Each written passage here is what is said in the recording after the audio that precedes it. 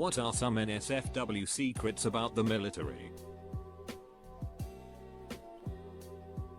Our Air Force's most critical asset, nuclear weapons, are primarily guarded by a bunch of really bored teenagers. Navy is the same. The guy that Naruto runs to the galley is the same one that stands watch over the nuclear reactor. Swiss sex tanker here. It cost us 2,500 Swiss francs to fire a tank shell if I remember correctly. Once. We'd fire about a dozen a day, per tank, in squads of 4. That's upwards of 100k per day for a training exercise. For all that fun, we'd eat rice or pasta 3x a week because we can't afford better quality food. The food boxes that come in literally say for prison and military use only. My husband was watching a documentary with people in prison and was like, hey, we have the same blankets on the ship. That is why I bought an ice blanket in Korea forever ago to replace the army green crap blanket. 24 years later, I still have it, and it's still wonderful. They preach and preach and preach mental health is important and that they don't want people getting burnt out. But unless you speak the words I am going to heal myself, they don't give a single duck how you're doing mentally. Like it's not possible to be having a hard time and yet still want to be alive. Swingers exist on every single base in the world. In Sigonella they would use different boxes of detergent in the windows to show what they were into and what age range they were looking for. Patrolling the housing area became much more interesting when you see who lives in the houses and what they're into.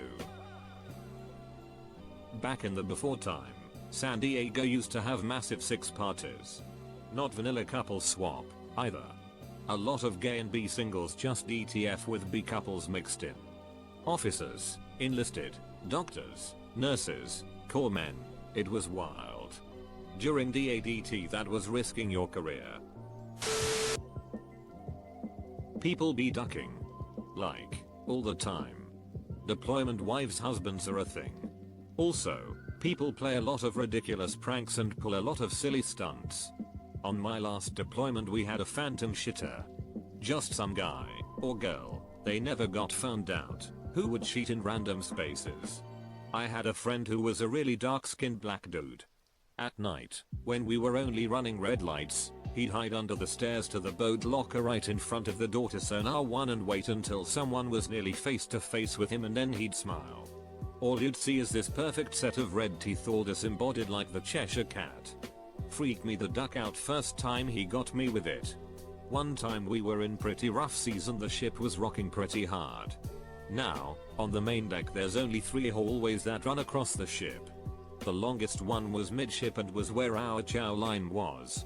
People were sliding up and down that way with the rocking of the ship. It was pretty wild. What we sonar techs would do is get in our trunk, imagine an elevator shaft with a ladder that connects 4 levels, and time a jump so that when the ship crested a wave and if you timed it right you could jump up to the next room. My LPO made it like 3 floors once. If the ship has a swim call, meaning everyone can swim in the ocean while at sea, there'd be a couple of people with rifles on shark watch. If there is an ice cream social for no reason you're going to get bad news. Except for when they finally got Bin Laden. Edit. Forgot to add that I went to electronics school with a guy whose last name was Sample. So he was literally Seaman Sample. One of my postdoc positions was at a big name university and we did a lot of experimental work, so we had a staff of engineers, machinists, etc. on staff full time. Our data acquisition guy was a former electrician on a nuclear sub. I swear to God that guy was a ducking magician. Now most people in my field have some basic electronics skills. I can build a circuit and solder pretty darn good. My stepdaughter came to me with her instrument column from an early 80s VW Cabriolet that basically wouldn't do shit. Solder joints broke, it's a known issue. I took one look and knew I could never do it. Maybe I'd get it halfway working if I was lucky. I took it to our guy and he sat there with me bullshitting while he was redoing the solder. Don't know if he was removing old solder or just remelting. It took 10 minutes and he was only half paying attention while he did it. The thing worked perfectly and I got major brownie points. I miss that guy. I used to be a data recovery technician. On multiple occasions from different individuals in different branches of the service I would get an external hard drive to recover, and on that drive would be a folder of NUHDs made up of the wives' girlfriends of members of that unit. They were split in 2 folders of last names of I assume the service member to make them identifiable. Basically all the NUHDs being sent in by partners were shared among everyone in the barracks unit whatever. One time I got to see photos of Saddam being pulled out of the spider hole. There was the famous one that was on the news when it happened, but there were also a few others that weren't in the media where his face was being introduced to the butt of a rifle. We had female soldiers committing their own prostitution. They had a code and everything.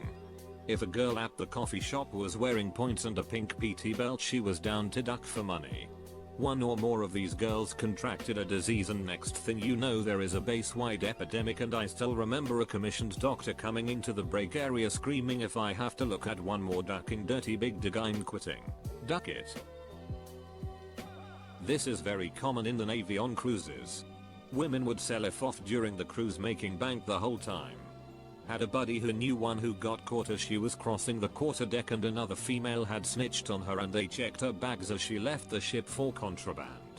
She had to explain why she had $30,000 cash in her sea bag. The amount of unreported injuries to dock or to command, thus leading to lifelong issues. On the other hand, if you do go to dock about an issue, you'll be berated and told you are lying about an issue to get out of duty PT. Was ignored and told I was lying about back sciatic issues for months by doc. Jumped chain of command, went to my captain, had an MRI's raise of my lower back, and a month later had a microdiscectomy of my L5. Damage was done, medically ineligible to re-enlist, 7 years later, and have to get a spinal fusion due to severe disc degeneration and chronic sciatic pain and permanent nerve damage.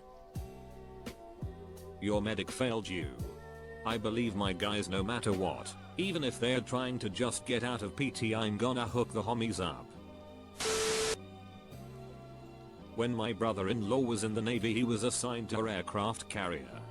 He told me that people both men and women will pee in the gangway. If you don't know, it's practically a hallway, or take a dump in the trash can real quick because they didn't have enough time to get to the bathrooms. He accidentally walked up on some guy and girl doing it in the corner of one of the gangway. Another time he brought his PS4 on board, and one his roommates was playing it and he walked in on him beating off while at the strip club on GTA 5. You have to show your asshole to one of the oldest doctors on the planet before they let you join. I think it is a commitment thing.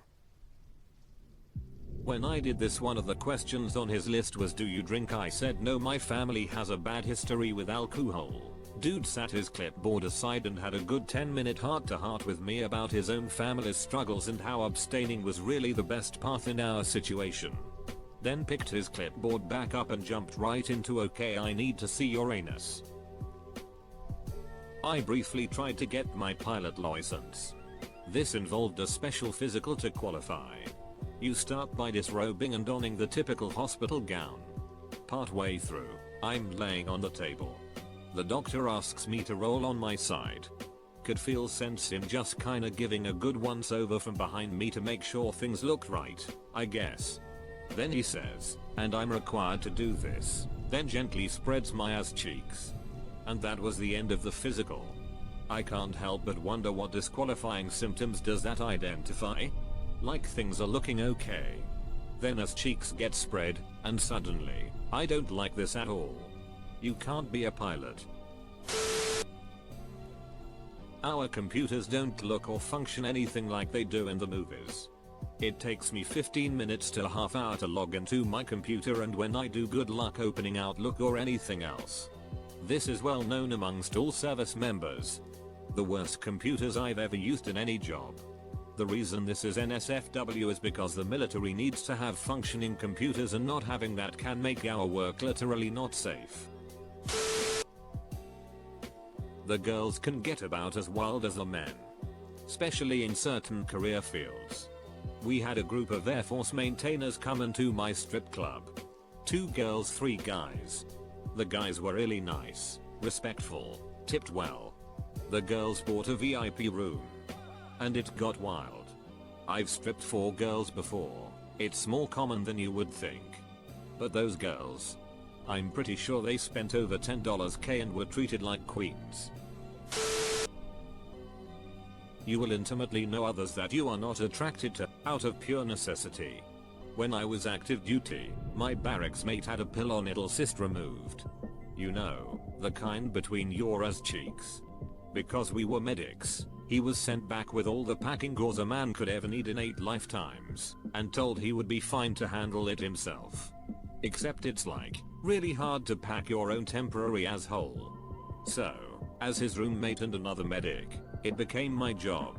I spent weeks monitoring his booty for infection and repacking the site. I have images burned into my mind. We're still good friends. He's married and has kids now. He's doing well. We've known each other over a decade and I guarantee you I could identify his body by just as before his wife would be able to, and I haven't seen him in years. Intentionally left vague, as if that needed to be said. The amount of waste, fraud and abuse is exponentially more than you think.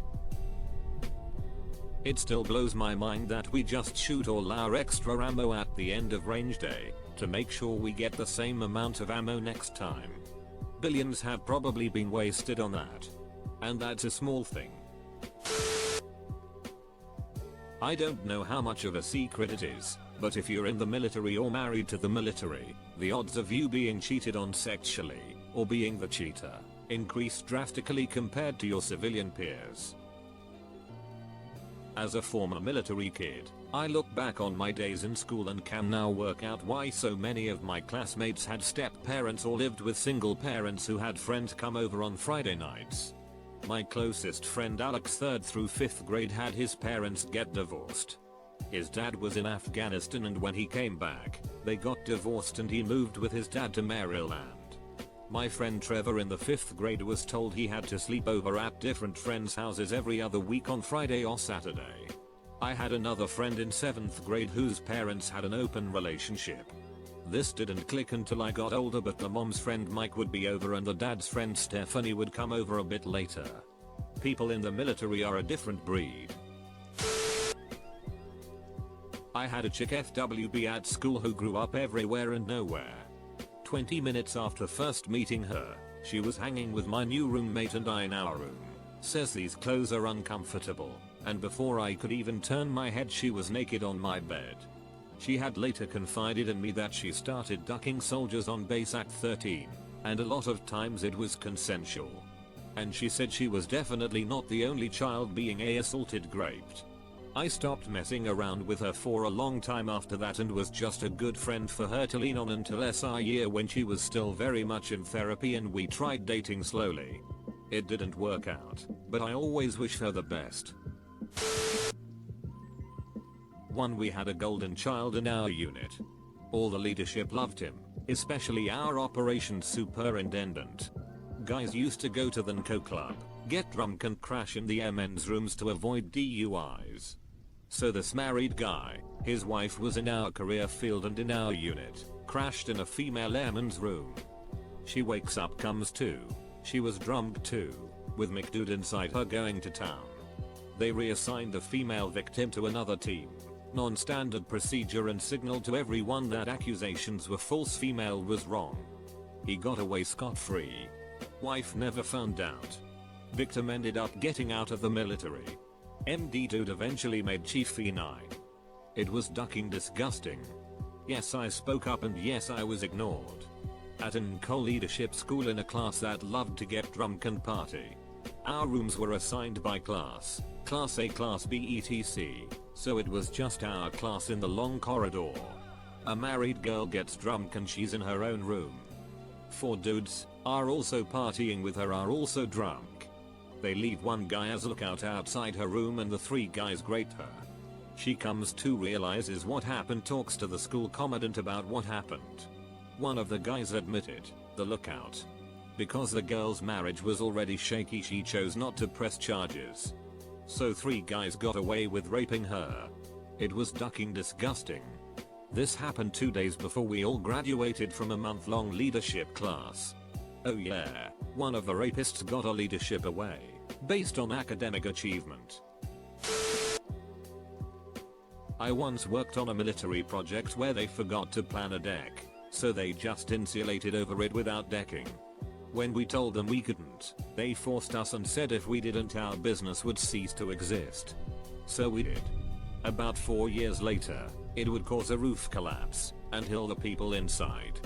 They tried to blame the company I was with back then, and those of us who built it, and when we proved that the mistake was there, we suddenly found them attempting to confiscate all our computers, physical folders, including our staff's private information, and basically every bit of written down paper in the building, right in time to try them again. What they didn't know was one of our former staff members had been using his personal desktop back then. The information was accidentally leaked online, and the camera footage of their undocumented raid was stored on cameras, which saved it life to an online backup. They weren't aware. This also got uploaded, and suddenly they backtailed. The families of the deceased had all the info they needed for court, and the company not only had proof of multiple illegal practices but that they were being framed. A link from an anonymous Yahoo email account was sent to everyone. The judge, every contractor that was on site, and the families. Suddenly, a hush agreement and a very large settlement was on the table within hours. With an agreement, the videos would be removed and destroyed. And that's how a small construction company grew to love YouTube. Had a former US Marine sergeant tell me about his crew overseas. One of them bought a fleshlight and they all shared it, and all of them got chlamydia. These duckers didn't clean the damn thing before they shared it. One of my commands, I'm Army, had a BN with some women who ran a prostitution ring of themselves. The one woman I knew who claimed she knew what was going on, I didn't believe her for a second, but I was busy that day and didn't call bullshit on her. I was a supply sergeant, I actually had to ducking work, said they made about $40,000 as a group before they got caught 4 months into their deployment. Gross. I personally saw people fucking in the Porto Johns. Had one of our Ranged Co's at basic tell us about his jack after every firefight he would masturbate. It started in Panama for him. He called it his Panama Jack. I mean, you do you sant, but why you telling me? Later in life I had Sid close down my building for a few days and a Cole was arrested when they found his BDSM shack on our maintenance facility. I got more, but these are the ones worth writing down. The others are pretty normal fucking and cheating at work. We nasty. Military friend told me how the camps they set up are often just buried instead of reused. Said one base camp they used, and most for that matter, out in the Middle East can't be recovered or transported back for various reasons, so they bury everything. All the tents, all the excess gear, all the equipment, buried. Also, as soon as they leave, the locals come to get up and keep it. Kinda seen as a boon after the military leaves a site. When I was in the Colombian military, I worked with a bunch of American military. They would come down and always end up at the whorehouses, most of which featured underage prostitutes. Every once in a while an American would beat up, grape, or kill a prostitute. The Department of Defense would immediately fly them out of the country so they couldn't be prosecuted.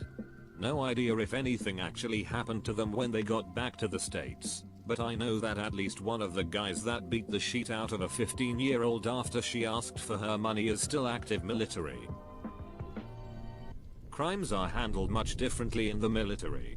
We had our own police force and criminal system. But yeah, I can imagine stuff getting covered up and swept away depending on the soldier. But also because it's US. Military, so gotta keep a squeaky clean. Imagine prosecuting someone who raped a girl like that is the same as admitting it happened. So doubtful they did that after flying the soldier out. Might have gotten knocked down or pay taken, or nothing at all depending on who, what, when, where type deal. But yeah, it's crazy what you see and hear about sometimes. It is 100,000% not what anyone that's not served would think it is. Drug use, crime, assaults, of all kinds, etc. Most never see any sort of actual danger as far as war goes. Maybe deployed, but never actually do anything. The veterans you see lined up at Applebee's on Veterans Day? Only time they ever touched their weapon was when they were at the range. You've seen more combat trying to get a 3-year-old to bed. My dad's a Marine from a family of actual combat. There was a shitty cell phone video of folks trying to wake my uncle up because he had learned to sleep through mortar. Lots of dead great uncles and such since my family treated military service like the greatest honor ever. Veterans, he gets extremely pissed off when someone around here tries to act like being in the military makes them better. When me and my brother asked about it, he basically just said that everyone is some special forces badass with a nickname like Bones, when 99% of military service is logistics and food, and the louder they are the less likely they actually did anything. I never joined, so IDK. I was too busy being blind and having some ducking genetic diseases, so I just played COD and watched my dad turn into a progressively worse alcoholic who watches old inside boot camp documentaries while basically never talking about his service ever. Hell, the only reason we even knew he actually served was from my grandma and finding some pins in the basement. I was in the Navy in the early 90s. I spent a total of a few months in the Philippines and Thailand. We were handed a box of condoms before we left the ship. Some of the things I saw: walk into a bar and have 5-10 girls run up to you to try to get you to pay their bar fine, rent them for the night. Walk into a massage parlor and see 30 women behind glass with numbers on their shirts and you picked one. A bar where women shoot ping pong gonads out of their vajayjays, pull strings of razors blades out of them, or stick a whole banana up and drop out slices. A game called Smiles where a woman would go under a table and take turns going down on whoever was there. The first one to smile paid for a round.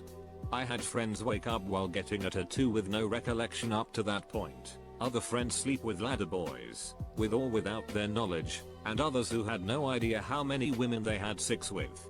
Me and my buddy were chased out of a bar by a screaming, knife-wielding prostitute and nobody even looked up from their beers. Looking back, it was legitimately scary, the freedom we had for debauchery. Hangover Part 2 came close, but it was still very tame compared to back then.